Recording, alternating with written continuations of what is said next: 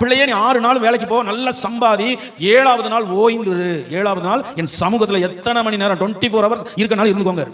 என் ஆலயத்தில் வந்து 24 மணி நேரம் நீ கெட, ஆனா 6 நாளைக்கு நான் உனக்கு எப்படி தருவேன்? ஆசீர்வதித்து தருவேன். அப்படி இல்லைன்னா நீ பாவம் செய்கிறாய், அந்த பாவத்துக்கு பாவ நிவாரண பலி இனிமே இல்ல, நியாய தீர்ப்பு வரும் என்று பயத்தோட எதிர்பார்த்துருங்க. அப்புறம் ஆராதனை அசட்டை பண்ணுனா எங்க கொண்டு நிப்பாடுது? நியாய தீர்ப்பு. நம்ம ரொம்ப நல்லவங்களா இருப்போம், நல்ல உதவி செய்யங்களா இருப்போம், ஜெபிக்கிறவங்களா இருப்போம். ஆராதனையை அசட்டை பண்ணினா அது அந்த ஒரு நாள் தான் அவரை ஆராதிக்கிற நாள். அதுதான் ஒரு நாள் அவருக்குரிய நாள். அந்த நாளை நம்ம அசட்டை பண்ணும்போது நியாய தீர்ப்பில் கொண்டு நிறுத்துவார். அந்த நியாய தீர்ப்பில் யாரும் என்ன செய்ய முடியாது? தப்ப முடியாது. இது அநேகர் என்ன நினைக்கிறாங்கன்னா அசட்டையா நடப்பாங்க. எல்லா நாளை போல ஒரு ஞாயிற்றுக்கிழமை அப்படின்னு கிடையவே கிடையாது. சத்தியம் ஒரு நாள் மாறாது. வானமும் பூமியும் ஒளிந்து போகும், இப்படி வார்த்தைகளோ ஒளிந்து போவதில்லை. புள்ளி கமா கூட அங்க மாறாது. நியாய தீர்ப்பு எப்படி கொடுப்பாரோ அப்படிதான் கொடுப்பார்.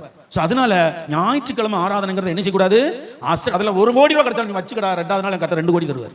ஆமா, இந்த விசுவாசம் நமக்கு இருக்கணும்.